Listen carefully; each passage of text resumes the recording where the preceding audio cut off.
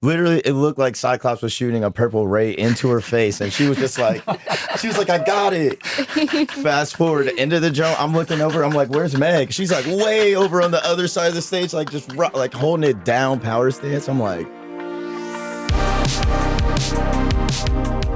Turnstile, thank you for joining us, man. We appreciate it. It's nice to see you. Welcome back with new music.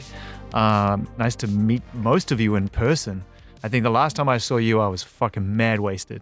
At Coachella? Was it Flognor? Flognor, yeah. Yeah, I think I attached myself to you like a limpet.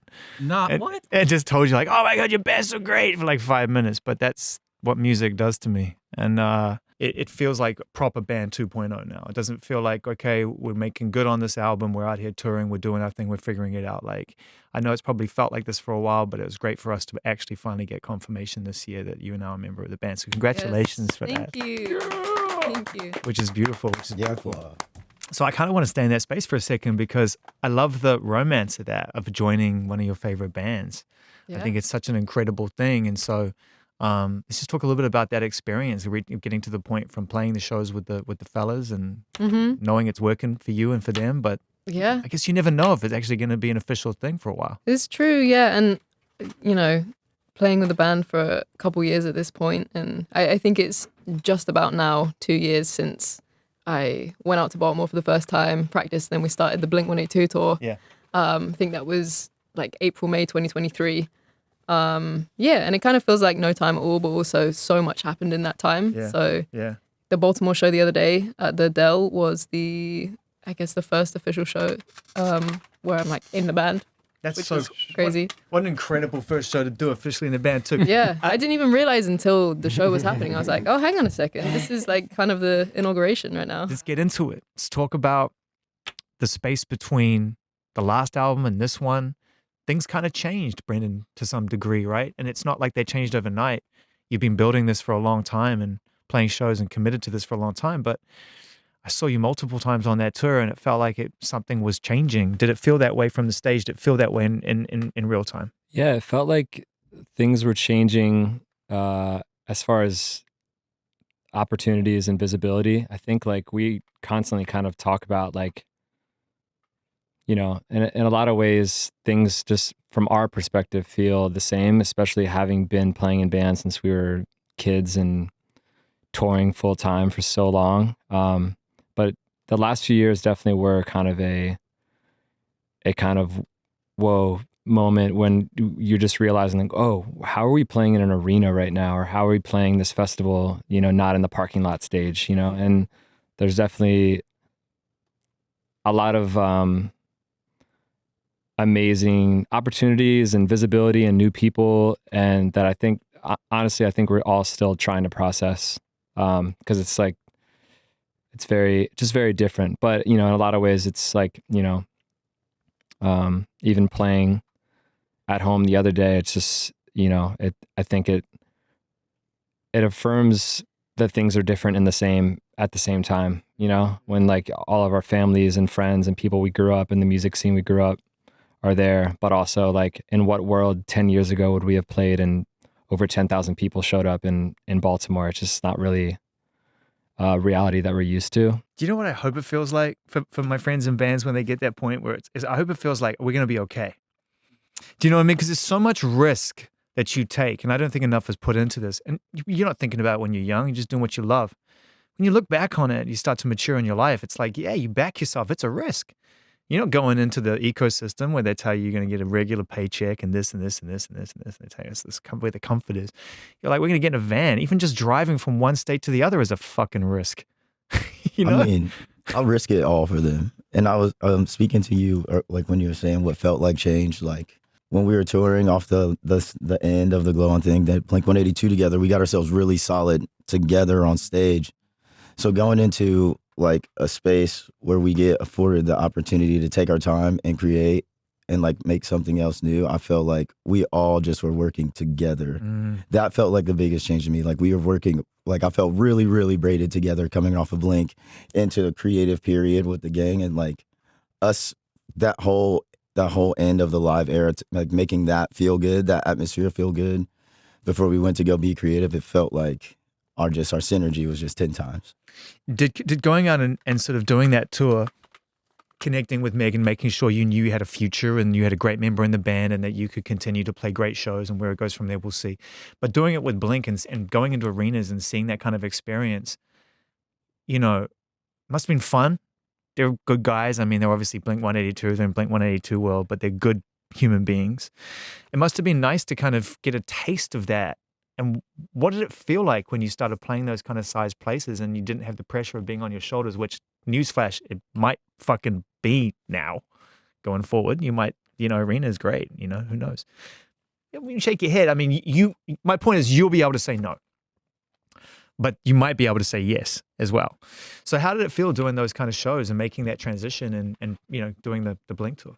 It was just like, I think for us, we just love kind of venturing into uncharted territory, because I think it's what keeps things feeling alive. And that was one or two where, like, in that time period, we had talked about not playing any shows, but we're also like, in what world are we going to get to like play in this context? And the context of an arena is not necessarily like our comfort zone when it comes to like everyone kind of in seats and stuff like that, but it did feel like a new experience. And I think we're always kind of like very intentional about making sure that experiences are always new. So I think for us, we were like, and I remember we always joke about it, because the first night, that was like the first show Meg played with us, and the lights were like insane. Like the lights were like all in our face, and they were all around the stage, and we're all blinded the whole time. Welcome to the big time, baby. And like we get off stage, and like in all of our heads we're like, that was the craziest like discombobulating experience ever. And Meg just gets off, she's like, oh, that was great. And we're like, Meg, it's not always like that. She's like, okay, I'm glad. I wasn't gonna say anything, but I just thought that's what it was. Because Meg's just like, what else do I say? She's gonna come off and go, that sucked, that was an awful experience. No. I didn't know any different. I was just like, I guess that's how it is. I'm gonna have to get used to this every night. It is the crossroads between creativity and commerce in a very real way. Because when you get to just play shows in an environment where the music feels normal and the lights aren't blinding you, and it doesn't feel like it all has to be far more consumer facing. Do you know what I mean? Like, you can make it, people want to come see you in a place like Baltimore. People were losing their fucking shit because you were there and you were in control, and it was your situation. It was daytime. There was just nothing apart from great music and great energy. But at the arena, it's like, we got to reach the people in the back.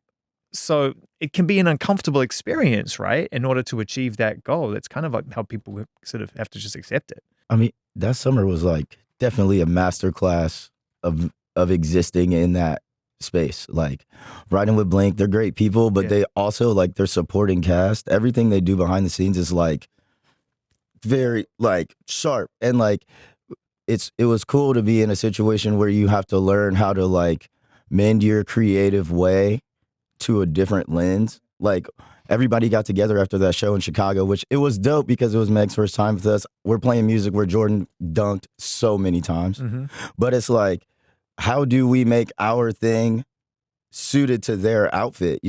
I watched them change the lights. I watched Jim go through, like, stay up all night redesigning this. Like, the dedication to like learning the craft of playing in that environment was like, I don't know. It was legendary watching everybody like grow like that way. Like, yeah, our show in the park is insane. Like, who's about to just throw the stage up and play?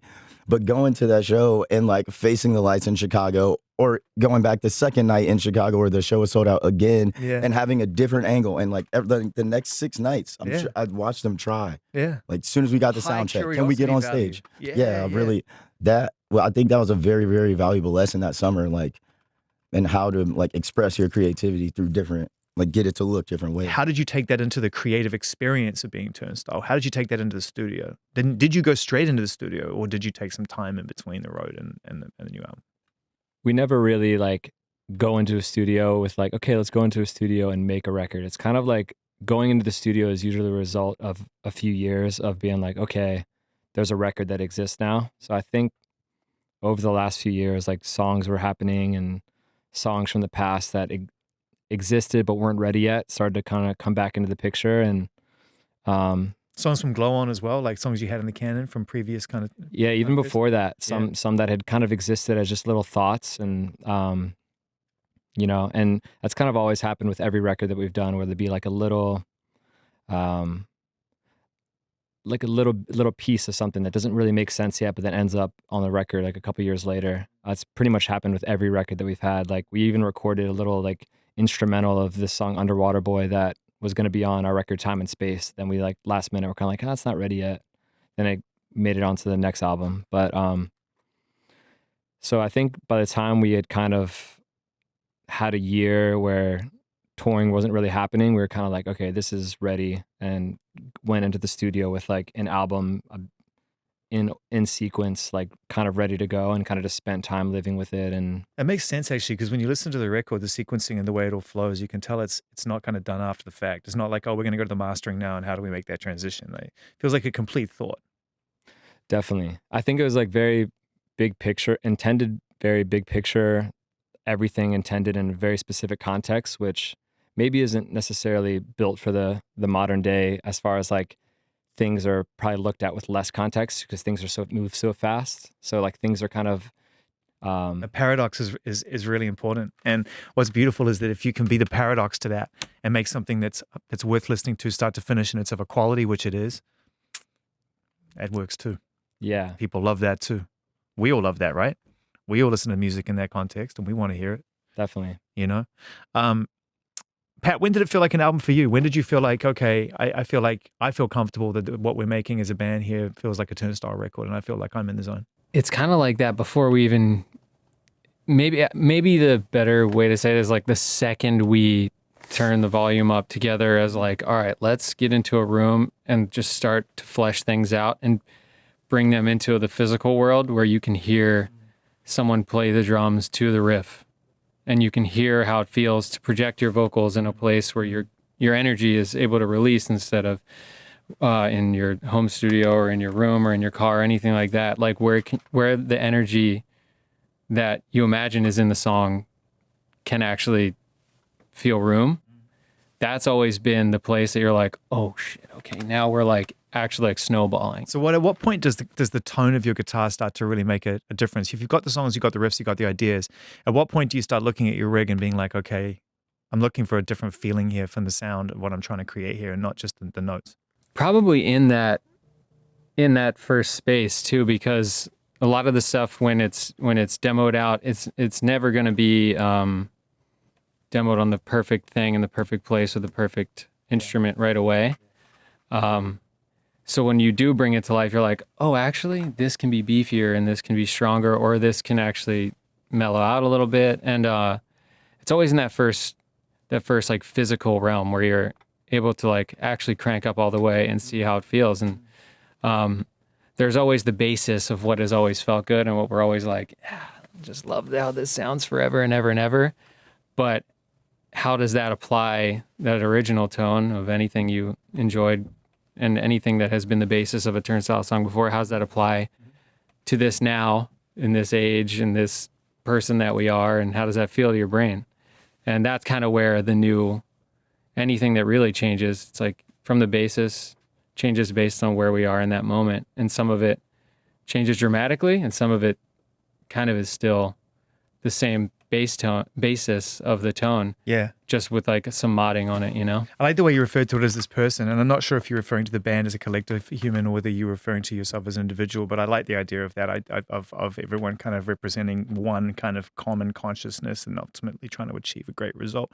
So this is a broad question and open for everybody, but what are some of the keys for your band of communicating properly and ensuring that there's a mature discourse about that gets you to the right result, considering that everybody is a musician and everyone's got taste and everyone's got an opinion and everyone wants their shit to sound loudest in the mix. That's a joke, by the way. But do you know what I mean? There is just simple human nature that has to come into play here, Daniel. I think trust would probably be the biggest aspect, most important aspect of that, because like there's already, luckily and fortunately, such of a gel between all of us where we like a lot of the same stuff, and then all of us like stuff kind of on the periphery of that. We have some differences, but a lot of similarities. But it's not locker room talk where it's like, turn that shit off. It never gets to that point where We've never had that, yeah. Yeah. But yeah, when it comes to like being creative and it comes down to the wire of like we have time in the studio, and we have these songs that everyone cares about so much on a personal level, on a collective level. It's hard when it almost feels like there's like a finite of space, like amount of space that a song can exist in. And coming to those decisions, I think it just takes trusting that, you know, if someone has an idea and they need to spend some time diving into it, even if there's like a collective confidence in that this other idea might be good, it's trusting that like the time is really worth spent going down a rabbit hole, seeing where it goes. Maybe it leads to somewhere new that we like. Maybe it leads back to that place we were confident with at first. But I mean, like, open-mindedness, like a Yeah. willingness to allow it to exist, even if it's short-lived. exactly. And you know, at the end of the day, like, what's the point in creating something with your best friends if you won't Listen you to won't it. keep, yeah, exactly. So like, Yeah. even if we were all pretty confident on a part and we're like, all right, we just have to stick with this thing, but someone felt that their voice wasn't heard, like, what is the memory of the song? What's the spirit of that song? It's probably going to involve some kind of like, I don't know, looking back and wishing maybe we tried something else. So we like to take the long road as much as possible for a variety of reasons, but that's only done with I think trusting each other as friends, but also respecting each other's like minds and musical direction, and however you approach a song, whatever that is. I think we respect it in one another. That's beautiful, man. I love the way you refer to the music too, as like, you know, we're just worshiping at the altar of the song ultimately, right? It kind of diffuses the requirement of ego just naturally before you even think about it. It's like, well, the song comes first. And especially when you're making it and producing it ultimately yourselves, right? It's one of those moments where I think you have to really take a good long look at yourselves as a team and be like, can we get through this? Because producing a record, that's why you have a producer mainly, to break up the fights and calm things down and tell you, hey, no, listen, that person's right. This is going to work best for the song. So does that just come naturally to you? I mean, I probably make too much of a thing of it. Like, well, you produced the record yourself, but like, why wouldn't you? We've spent so many years kind of just learning, and every record is such a learning experience, and every tour is. And I think you kind of just over time making music, you just figure out more and more like what you want or how you want to do it. And it's going to always change the next time too. Like how, you know, you like even this record experience learned so much, and we'll definitely switch things up in the next time. And I think, but with this one, it was very, you know, it's sometimes it's a little hard to go in with such a like concise thing and try to explain it to other people. When I feel like we just had faith in just trying to just go in there and do it. And Do you understand it better now? yeah, and it just kind of changes as it goes. I think it always does. I think one thing that like I'm learning more and more and kind of experiencing is you start with a simple idea and like, okay, I want this song to be about this. And along the way, it just sonically turns into something a little different. And you're like, oh, that's cooler. I'm going to kind of lean this way. And then the whole meaning of the song actually is like, oh, it's not about this thing. It's actually about this. Mm-hmm. And you kind of just follow it as the process goes. And then you look back on like where you started and like, okay, it started from it has the same foundation of where it started, but like that big picture idea is like fully, you know, kind of just taking a life of its own. That must be so nice to surprise yourselves and actually take a step back and realize, because if you're coming in with a chronological order and you've kind of got it all mapped out, and you know, we're going to do this in order, man. We know exactly it's going to start with Never Enough. It's going to end with Magic Man. Somewhere in the middle, we're going to do this shit. And you still get to walk away and take a step back and be like, damn, it's not where we thought we were going to end up in this experience. Yeah, I think we try to be open-minded too. It's like you spend so much time like thinking about a big picture thing, but you don't want to like limit yourself by being like, that's the way it's got to be. You want to stay open the entire time. Which is so amazing, because I would consider the sound you make on record to be tight. It's tight. You know what I mean? Like, that's one of the things I love about it, is that every instrument is singular and holds its place beautifully. You know, sometimes you hear hard rock, like, don't get me wrong, I'm the world's biggest fucking Deftones fan, but sometimes I don't know how many guitars Steph's put on that thing. Whereas I feel like with the Turnstile record, it's just like, perfect. my favorite thing about this record is I feel like it's the most sonically responsible thing we've done to date. Beautifully, man. I love that phrase too. I mean, but it's like fire. Like we have these ideas, but then we get to the studio and they mess with like a crazy phaser pedal from 1980. And then I watch it, like I watch the guitars, and Dan's already laid his thing down, and like the way that they collaborate in that area where they have this idea. And the whole idea is flipped upside down because they got interested in an analog sound from a pedal they didn't even know existed. Yeah. And they like change like the way they pivot, and then we all come together, and the other side of that is like So much fun. so good. So much fun. When something's exciting, that's probably our favorite feeling, especially when you're doing something like recording a record. Like when something just gets exciting and everybody's, oh yeah, keep doing that. Let's keep doing that. And then 3 hours later, you're like, whoa, that feels sick. This part is so sick now. It's like you don't think about anything other than that exciting thing, the thing dangling in front of you. Greatest. You're like, I'm almost there. It's the greatest. It's the greatest. It's why you do back yourself in the beginning. It's why you do fucking leave home and go and throw yourself out into the wider world to see what's possible, you know? Shit, let's go back. Come on, man. Well, we got everybody here, and it feels like it's a like 3.0 of the band. You made your best record. Let's go back to those first shows and just the stupidity of the whole exercise, right? Like what it felt like to throw yourselves out into the great wide open. Who can start that off and sort of try to build a fairly visceral description of what the very earliest days of the band were like? I was like, just started high school, and kind of started going to shows. This older band, or this older group of friends, started this band, Trapped Under Ice, made a demo. And these are like friends I'm like hanging out in the studio with them making, and they kind of like would bring us to shows and stuff like that. And you love this band. I was like, this is the best thing I've ever heard in my life. And they're only like 4 years older than me, but at that time I was like, these are like the people I'm looking up to the most, you know? And then like fast forward 2 years later, I'm playing in the band because the drummer, my friend Ben, like couldn't really tour that much, and just got opportunity to just leave school and start playing in a band. They say that if you really, really care and you're going to make it your life, all you got to do is stick around long enough because someone's going to check out. People fucking drop like flies, right? Everyone's in a band and they're like, oh, I'm going to college. Oh, I've got a job. Oh, I can't do this. Oh, I hate touring. Oh, my ears are busted. Oh, da, da. If I just stick around long enough, I might get that drum seat. I might get that shot. Yeah, it was just like a cool, like, and that's all I wanted to do was play music. I was like kind of not really focused in school at the time, and got the opportunity to do a tour, and then like wanted to just keep on touring. And that's kind of like how I first saw the world, and outside of my little bubble of just growing up in kind of one area and never really traveling much, and got to see the world through different like hardcore scenes around the world. You go to Europe, go to Asia, go to everywhere in the States.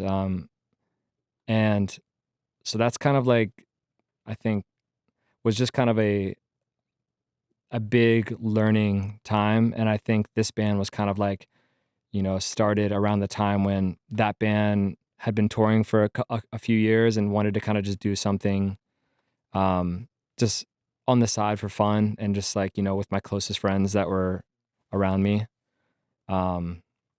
And just made a demo, and for the first couple years, like played only a handful of shows. So we just, you know, because we were all playing in different bands, and at one point Daniel was playing in like, I think 10 bands or something. Drummers, man. Yeah. If you're good, you're on the hook. Hang on to the good drummers out That's there. basically it. I went to a gig at Mercury Lounge in New York the other day with a bunch of kids who were like, they literally felt like their first ever bill, and the 3 of the 4 bands had the same drummer.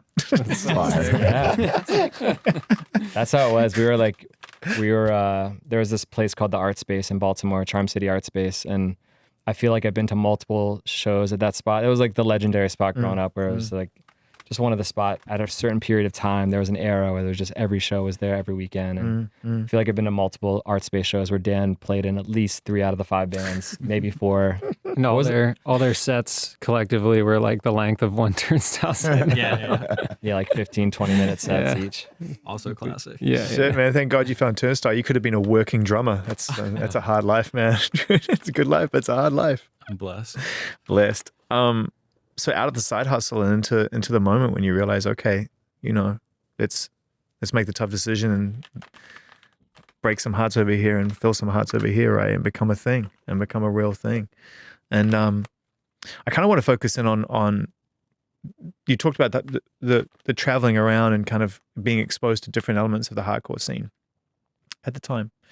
And that's a thing. That's a real thing. If you're in it, the camaraderie is very real. Again, I've got a lot of friends who are in bands like that. And I used to associate with them back in New Zealand. There was a hardcore scene in New Zealand, and it was like a real, like, be a good person, fucking walk the line, rage hard, but don't be a dick. You know what I mean? There's pretty fundamental principles, not to say everyone walked it. But when you came together as Turnstile, did you feel like, okay, we want to continue in that legacy, or our aim is to do that, take that and do something new? Like, how part of a scene did you feel when you were committed? I think it kind of is more like we kind of just were we were just playing music to play music. I don't know what everyone else's feeling was. Like, it was a long time ago now, but I'd never been in a band that ever did this. Like, this is the only band that really went further west than Indiana. I'm from Columbus, Ohio. Like, everybody wanted to do this just because we liked chilling together. I didn't play bass guitar. I didn't play a stringed instrument before this. I was like, played the drums, like, sparingly. But, like, I don't know. It never really was like, it never felt like something we should go out and do, because we just, like, we only wanted to do it with each other. That was really cool. And still, it's kind of like, That's the root of it. that's super how I feel at this point. Like, Yeah. we approach a show, like, I'm not even worried about the other side, but how's it feel? How's it look? Or how the record.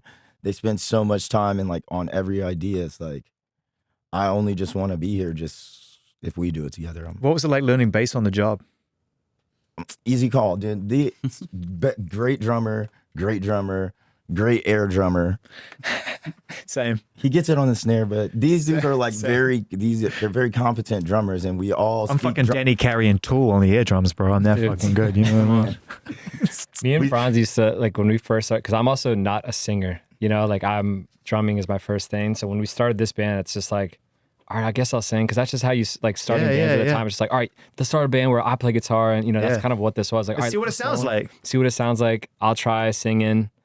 And, like, I remember, like, me and Franz, like, just, like, straight up, like, looking the first show, like, just looking backwards, just, like, facing the crowd, like, very. Oh, Brendan's on his Jim Morrison shit right now, man. It's like, It was insane that, like, The kids we're like there. I'm moshing at these shows back then. Straight up. It's whatever year it was, but it's like people know in Baltimore specifically, people really caught on fast. People loved Turnstile right away, and it was as a person who was at the shows, just to be there and be hyped. It's like everybody knows every word, and it's cool to see how those shows look now compared to facts. you know what it's become, because those shows, like, even everybody's energy, you know, on stage, you know, Dan's probably still hitting it crazy hard and similarly drumming, but yeah, I feel like everybody in the band could have played any instrument or done any role. Dude just wanted to make it happen, except Dan, who was drumming for 12 bands at the time and decided this was the best one. well, he was playing bass in a band He at played that bass time. in- too. yeah, I was his bass tech. Yeah. Oh shit! Like, all of those bands, all, like, the band that he played bass in, Yeah. and he played drums, and we all existed, like, just together. Like, I Yeah. sold the t-shirts for the band that he played the drums in. Yeah, That's how I even wound up here. yeah. And then that band formed another band, and these two were in a stringed instruments together. So it's like, What a life! What a fucking great life, right? chilling together The for real. rotation. And Meg too. It's like we met Meg through the same kind of flow of just being, all right, we're touring, we're going here. Meg plays in a bunch of great bands over there with our group of friends in that scene, and, like, there's, like, a whole collective of amazing musicians and friends and stuff that we hang out with over there. And then did some tours together in, like, 2018, and then just like, oh yeah, Meg should play with us. Well, yeah, let's just talk about that for a second, because we started this conversation revolving around that feeling of luck and of fortune when you get an opportunity to play with a band you love and know that you know you're going to have this great experience in your life. But let's just talk about how fucking lucky you guys are, because you lose a band member, and then you got to go and figure out who's going to. That's not an easy thing. I mean, it's like chemistry is an interesting thing. Being able to just be happy to do what you're doing and be happy looking forward to what you're about to do, it requires a certain amount of willingness to throw yourself into the deep end. And with Meg coming in, it's almost like you have to be ready to just dive in. And diving in literally to, like, a blink-182 arena show is a hilarious first show. But, like, when you hit the common struggles of anything that are involved in being in a band or touring or playing a show, having Meg's personality and how she took on every day, you're like, oh my God, that is so awesome. It's felt like so easy Yeah. to have her be right in the fold as like one of the 5 people in here. Yeah. And it just like, when the chemistry is good, you don't think about other things, you know? You don't think Yeah. about like, wait, like, do you know the inner workings of this pedal or this string or whatever? None of that even matters because you're just like, it felt so good to just be friends playing music, Yeah. you know? Yeah, and also you can fucking play And she really, can really shred, well, really good. which really helps as well. But no, I get it. That's what I'm kind of get to as a through line here, because this is the first time we've met as a band, and as you as a band and me as wanting to be in your band. And I think it's about this sort of a commitment, right, that often gets overlooked, especially when you start to reach a point where people give a shit. It's like people forget about the commitment and about the years that you spend kind of really doubling down. And the story of friendship being at the core of it is like super inspiring, because fuck man, we really dress music up in a lot of things, and we forget that really it's just about the experience, isn't it? The camaraderie and the experience. What was on the road, as we were sort of telling the band story very briefly? Were there moments of real kind of danger? Did it get trepidatious at times, like when you were touring in vans and shit, and you're like, oh fuck, like what are we doing? Yes. I mean, simply just like without even going any deep at all, just driving the Loveland Pass. Yeah, that's why I said before, going from one What? state to the other is scary. What? Just in a blizzard, randomly, just the trailer could just blow off the side of the thing, and it's just us and like a 15 passenger with a a kind of nice mattress with the futon thing on top. Like, just that alone is just danger. Like, I don't even know who let us just be in charge of us. Like, in that situation. Did you say who let us be in charge of us? Oh shit, man! Think about what your parents or the people who look after you were going through. Oh, They no. weren't allowed to know. No. Yeah. They didn't know that. My mom would text me so often, and I understand now. Yeah. Yeah, For sure. She knew I did a lot of the night drives, like the overnight drives, and she'd be texting me. She was like, "Is someone with you? Shotgun? that's the Are sweetest they thing. awake? Are they still awake? Yeah, Can I text them? yeah. Can I text Pat right now? God bless your mum. Yeah, Yeah. That's she's so sweet. beautiful. Shout out Miss Vicky. They were at the show in Baltimore, huh? A lot of them, a lot of family and friends. Oh, yeah. Can we try to sum up that experience or what it felt like after that show? Not before, because everyone's excited for you and they see how big the crowd is. But was there a moment that any of you want to share or collectively want to share where you got to really kind of celebrate together? And because that was such a fucking foundational moment. The reason you did it, how many people showed up, the energy they brought, the age of the crowd, the feeling in that field, being at home. Holy shit, man. I mean, it's like you'll never forget it. So what was it like when everyone came together and kind of reflected on it? I mean, it's so overwhelming. I think all of us are still trying to process it. It's just so much at once. It definitely felt like this end of a movie, culmination of like years and years of touring and just making friends and having all these experiences. Because looking throughout the crowd, it's just like a lifetime of people. I just saw a picture of like Joe Mitra, who recorded Trap Under Ice's demo in the crowd, and I was like, I haven't seen Joe in 8 years or something, probably. Just every like walk of life. Imagine what it must was have felt there. like for Joe as well. That's the other thing, to see your friends kind of go and take that stage and do it and kind of bring so many people from the city to this place to hear this music that you probably never thought that was going to happen. It was a lot. Like just seeing all the messages people sent afterwards where they were like, I didn't have time or the physical ability to get up to you and say hi, but I haven't seen you in years and I love you. And, we had a great time in college. We went to school together and stuff like that, where it's like, yeah, it was just a reminder of how much, kind of goes into being in person and doing something you love, and that being a thing that you can share with people, which is, I think, makes this whole being in a band and making music like really, really magical, because we share it every day. And so when you see it kind of like come back to you in a way, when it's a hometown show and just all the loved ones are there and a whole lot of other people who have no idea what you're doing, but they just kind of like, pierce through into your world by chance. It's just, it's magical. They got it. That was the cool thing I got about it. you could have got 15, 20,000 people, whatever, in a park, and everyone's just there because it's a spectacle, it's a thing to do. Like they told 3 friends, they tell 3 friends, and next thing you know, you got half the crowd don't even know who the fuck you are. But it felt like everyone was there because they got it. They were like, oh no, we like tipping point. Like this is why we're here. We're gonna fucking jump off the stage and have a great time. There's a lot of first stage dives there. Lots of first stage Oh yeah, dives. yeah. You can see It the was really cool. the ones where people sort of just kind of gently lean back into it. Oh yeah. You got to figure it out sometime, you know? Were you there backstage the entire time? Because obviously I know that, you built the stage, you set it all up, everything was there. I love the whole color spectrum that you have at the back and the way that it relates to the videos and everything when you get to the visuals in a set, because that's an underrated part. At least when I talk about Turnstile, people talk about the energy in the songs, and it's a very artistic experience too. So before we get to that, let's talk about what it felt like when you started seeing people arrive, because you can't guarantee that it's going to be as packed as it was. And that's what I love about it, is all the pictures. It's not just in front of you. It's like boiler room. There was no, like, you can't block off the park. So where the stage was sat, Yeah. and like in the best way to get, everybody in the field vertically, you enter the park from each side, from 3 sides of the park. So people are walking behind to get to the front of the stage, like the whole day.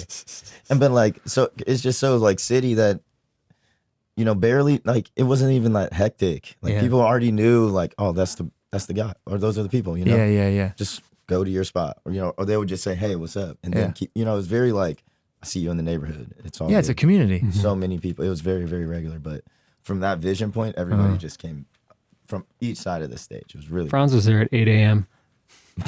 I watched it get full Of course. from empty and then back to empty. I'd have done the He same was out thing. there with a saw cutting the wood on the stage. He was Dude, building it. Yeah. Yeah. This definitely afforded us the opportunity to have like very cool, like you were saying, artistically, the execution of that was, the design, and that was just actually the facade from the video. The video, that's right. Yeah, the film. Yeah, that's right. So it had to be tailored to the field. Like it was cool. Yeah, it was cool to have my hands in that and like help produce that way for the gang too. Yeah, look, I mean, people lean on this sort of DIY ethic, and that sometimes when you get past it and you grow up, it becomes this kind of badge of honor you have to wear, and it's like, DIY, whatever, but it's fun. You do it because it's fun. You build shit because it's fun. People built ramps to skate on because they wanted to skate on something they fucking built. Facts. Let's talk about the art, man. Let's talk about the videos. I mean, you've been creating art and visuals, and I'm looking at the two of you specifically, but I know, you'll make decisions as a band, but I mean, I love the Paramore video you did as well. I thought that thank was you. really cool. You did a great job with that. And just exercising that side of your creative spirit, what's that feel like? I feel like the only reason that I've ever felt drawn to do it is just because it feels like such an important extension of the songs themselves. Right. Not for any goal to like this, like a dream to be a director or anything, but it's like, I think when you make songs, you like really, really want to, and I used to I remember at one point we would talk like, man, I never want to make a music video, because I feel like at that point I was just like, where my head was at was that music videos have to be the band playing in a warehouse, just doing, this kind of like, Yeah. An extension of the band, not the song.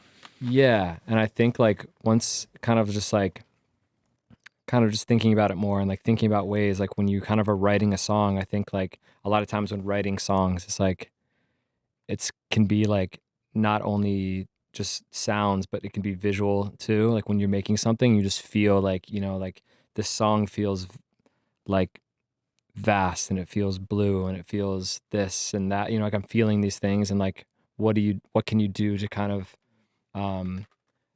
build a world around a song that is only existing in your head, that like maybe could exist for someone else, but like if you can kind of like take the task to, if you have the energy to do it, to kind of like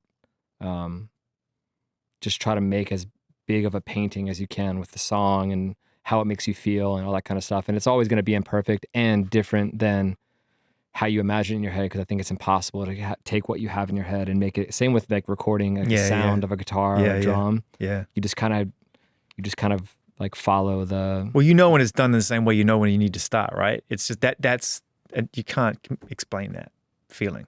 Yeah.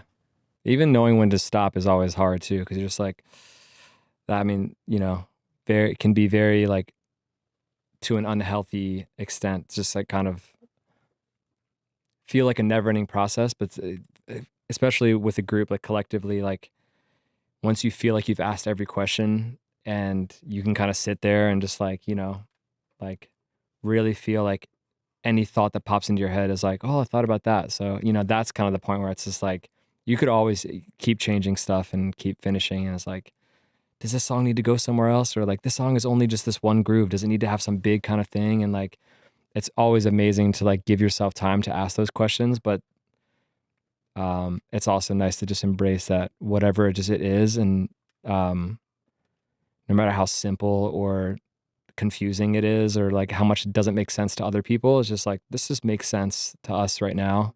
And kind of, so I think that is true to the music and to a visual world that you can if you get the opportunity to kind of like do something with any resources that you have to kind of like, and that goes to everything, I think, with this band, as far as like, what if we have control of like building a lineup on a show that we're doing, like what do we want to, what kind of like feeling do we want to create, and merch stuff, like what do we want it to feel like? And none of us are professionals at any of this stuff. I mean, same with like to the day one when Franz is learning how to play bass, I feel like that's kind of still how I feel. Like when people like talk to me about singing, I'm like, I have no idea. I have like a warm up that my friend sent me to help me, like, and like I've learned a couple things on like how to not lose my voice as much, but I'm just like, I don't know, just figuring it out.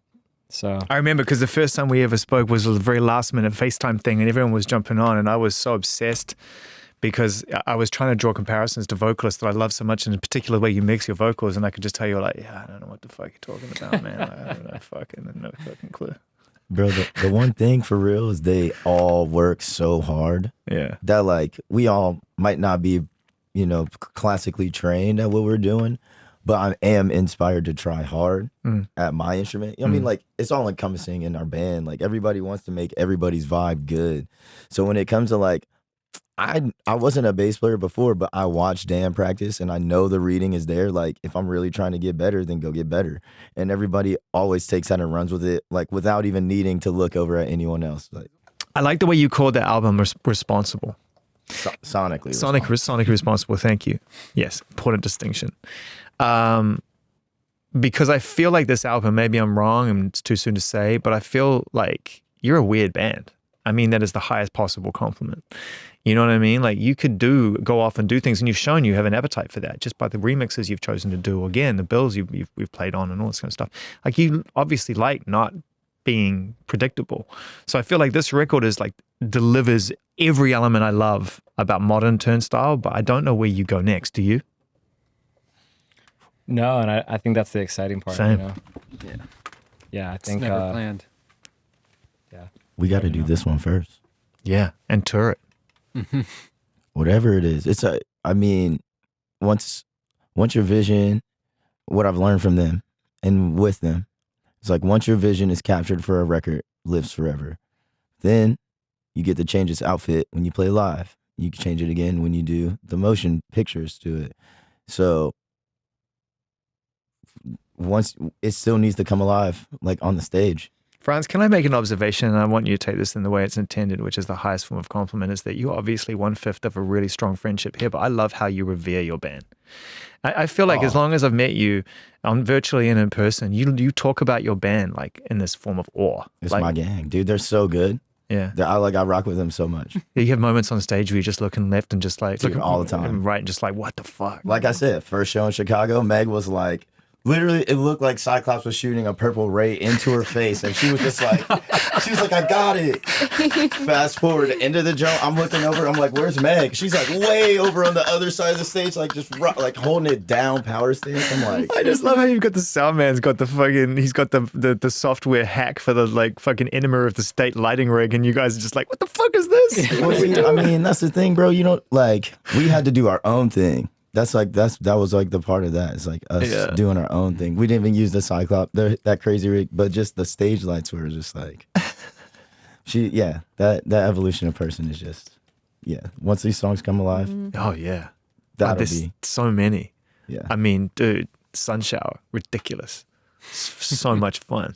What do you learn about yourself through writing the words for these songs? And do you often surprise yourself that it's kind of like you catch yourself in your subconscious state after the fact when you're writing the songs? That makes sense, that things are coming out and then you only realize it when you listen back. The process of writing songs is, I feel like, becoming more and more like, for lack of a better term, therapeutic, where it's like you start in one place and you start with something that's maybe hard to digest or swallow, and that's why you feel inclined to put it into a song. And, you know, that could start with one kind of like feeling or intention leading the way, whether it's anger or, you know, anything. And I think through the process, it just like do a full 360 while writing a song, as far as like, now I see it from this way, now I see it from this other person, now I see it from, and by the end of it, it's like you have this kind of song that feels like it for me captures like the process of processing things. You know, it's like it captures the full spectrum, where it's like it's harder for me to write songs now where I kind of just sit into one kind of like one perspective, because I just spend so much time on like, you know, write a song and that feels right, and then like, well, is that how I feel though? You know, and then kind of like, and I sometimes like which is maybe like, sometimes it's nice to just have a simple feeling. And sometimes you do the full circle and you realize, you know, it's okay just to have that one feeling. But like, I feel like the process is what makes the music mean something. Well, it's the meaning that you get personally. addicted to, right? It's the sense of that you've gotten a feeling. When you get to the point where you're that good, you can make shit sound good. You can get in the room, you can come together, you can make great riffs and make a great sounding song. But once you've actually realized you've dug deep and there's further to go, it just gets harder. Which can be kind of paralyzing sometimes, It gets because sometimes harder. you just want to like Rock write out, a song, fucking do it. play a song. But I think, and you know, and sometimes I like being able to make songs in different capacities. I think with this band, it's become more and more that kind of process, which sometimes makes it more difficult, longer for a song to feel right. And you like sit with a song for months and months, and you're like, it's not that, I'm not feeling the connection. Yeah, the intangible, that intangible lack. Like, shit, it's lacking and I don't know what's missing. Yeah. And kind of just embracing that, and like knowing that like that if if that intangible is not there right now, then just put it there, and maybe it'll be 10 years from now that'll make sense to you in a different way. And you're kind of like, you know, or if there is a song that's just very simple and you're like, this doesn't sound like anything we've ever done, and maybe people are going to hate this, but the intangible is really there for me right now. So it's like, you know, embracing that. I mean, there was a song that started as just me and a synth in a room just singing, and it turned into so many different versions that it eventually fully became a different song. And then throughout the process, came right back to Is that Magic Man? Yeah. Yeah. And just came back I to wondered about that. the original demo that was just me and a Juno. But here's my thing about that, right? And I like, this is why I love like that golden era when the sound of hip hop and rap music changed and became what people term as trap, which is just 808 music, right? It's just bass music, you know, but it's coming from a different environment. It's a modern perspective on that. And sometimes I talk to producers who made more complicated music, and they'd be like, well, I don't understand. And I'd be like, no, you don't understand it. Like you got to expand it to reduce it. And then by the time you've gone somewhere else and taken it back to its core element, that shit is all carrying all of that other expansion with it and refining it. It's like you don't just get a Michelin star by putting 3 ingredients on a fucking plate, man. You have to build it out into a massive experience and then refine and refine and refine and refine and refine. It's a beautiful way to end the album. It's a deep way to end the album. Yeah, it was like that definitely took so long to realize that like it's okay to just like accept where you started, because there is something about like there's something magical about just kind of like something popping in and like a natural moment that is just like, you don't need to force into something else if it's not meant to be. Wonder if you'll ever start a show with that. Damn, that would be fire. That'd be cool, right? Yeah. That'd be cool. Glastonbury, maybe. Holy shit. Your first You wanna Glastonbury? write Your first. Second. You want to write the syllabus? Yeah, come on, dude. Dude, I've been waiting for yes. No, I'm joking. I'm going to put you through that. Are you gonna be there? I wish I was. Glastonbury. I haven't been. I did Glastonbury like 20 times. When I lived in the UK, man, I did it. I've done the miles. And, dude, it's going to be so crazy. You're going to love it. I can't wait. It's like nothing you've ever experienced before. And you're going to get to stretch out a little bit as well after your show or before your show, whatever. You're in and out. I know you're playing the night before, I think, and then you arrive. Yeah, I think Yeah. that's That's brutal. a hectic. It's a hectic the last start day. to that trip. Yeah, it is. I think you're in the Netherlands or Or something the in- night before, Mm. and then you get straight to Glastonbury, maybe. It was cool. The first time we went, we played like a tent stage, and it was like Charlie was right after us, and Yeah. it was just like the whole tent was just Dude, her set was insane. Just- Rocking. crazy. Yeah. Somebody lit a flare inside the tent. They do that. That was awesome. In the tent, They though. do It was that. crazy. And then we did a band mission to like, oh, let's go explore and just see it. And then we made it like, 500 meters. yeah, literally Nowhere. yeah, Me and 200 Brendan, feet. And we're like, all right, well, that's as far as we're getting because it's just, Yeah. it's a Nowhere to go. massive compound. we made it to the donut stand. Yeah. We got donuts and coffee, and we're like, well, there's Kendrick. The first Glastonbury I ever went to, finish with a story, was 1997. It's a legendary Glastonbury. It's the year Radiohead played OK Computer. It's considered one of the greatest music Yeah. festival headline sets of all time, where Tom York flips out, tells him to turn the lights on, realizes that his world has not come to an end, and it goes on to become this legendary experience. And on the Friday night, everyone was real fucking high on drugs. I mean, the entire festival is fucking out of its mind high on drugs. And it has been raining consistently for 2 days leading up to this thing. So that farm, by the way, they put a lot of irrigation in there now and sorted it out. But back then it was like, they didn't even have the new fence in. So 100,000 people would jump the fence every year. So it's just like fucking chaos. And the Prodigy were on. Peak era Prodigy. So it's just like, breathe with me. Bum, bum, bum, bum, bum, bum, bum. Everyone's going fucking crazy. There's mud flying everywhere. And it's just like, ah. And there was this huge big area next to us, which was just, because it's so packed, no one was going there for a fucking reason. And you didn't have to be straight or high to realize, like, don't go there. But somebody decided, like, oh, shortcut. I'll never forget it. We're all at the back of the crowd, like 200,000 people, and this person just cuts out of the crowd to go across. And they went, "Swoop," and just disappeared. That happened to Daniel one time Oh my at a god. festival. Over their head. Yeah. Over your head. Yeah. Over your Fully head. submerged. Fully submerged. Dude. We played next to this like swamp in Florida, and Dan, I don't know, it You was got like, blinded? Oh yeah, tell the story. Then. Well, it was like in Florida, no shade, Florida, beautiful. Little state. shade. Look, slightly. Objectively, You need little shade out there. There needs a little bit of shade out there. Objectively shade. They got a lot of algae on the top of their bodies of stagnant water. Yeah. There was a cardboard merch box sitting on this thing of algae, which I thought was cement. It was I thought it was like a service It was at road. night. And I was going to the Sonic across the street. And I was like, let me just see, like, I can't jump across this cement road, but I'm going to see, like, how far I can jump into it as I'm running to Sonic because I'm so hungry and I'm excited to eat after the show. And I go and I, like, leap. I go so far into the air and then go down. And the second my feet Collapse. collapse, dude, I've never felt that feeling. Yeah. You think ground is going to be ground and then it's water. And I remember my phone was in my hand. I was like shooting my phone at the top, like, don't get my phone wet. But no, I just went completely in. Full In Swamp. swampland. Dude. Yeah. Full swamp. It was And crazy. how long did it take you to realize, okay, I may not be alone right now in this fucking water? I didn't even think, I was just embarrassed. Oh, 'cause I'd have been like fucking Scooby-Doo scrambling out of that fucking thing. I did get out and I looked around. I was like, did anyone see me just now? And there was a Doesn't dude- matter. You're completely drenched. How are you gonna explain it anyway? Someone was just watching me and he was like, his jaw was like to the floor. And he was like, what are you, are you okay? Dude, Franz got me a new wallet the next day from REI. What? Thank you, Franz. Yeah, no See, stress. real friendship. My guy. Fucking hell. That's scary as heck. It was kind of scary, bro.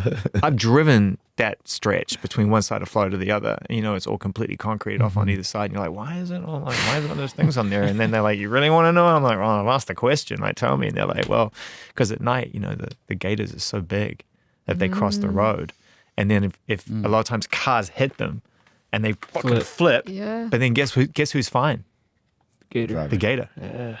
The fucking gator. So I you're did- upside down, and guess what happens That is next? terrifying. That I- happens. You I get have seen a couple dead ones. On the Blink tour, I remember driving through Florida, getting up early on the bus to look out the window and see, being like, why is there like fence on either side of the highway and then the signs? And then a couple dead alligators along there, God. being like, where the fuck am I? That's Yeah, not- yeah, yeah. The big ones are they're hungry. You don't have gators in London? No, not really. Yeah, no gators in in London. the river Thames. Yeah, exactly. Just don't swim in it. Don't let them. Don't They got believe other it. stuff in there. Yeah, I mean, people go fishing in that thing.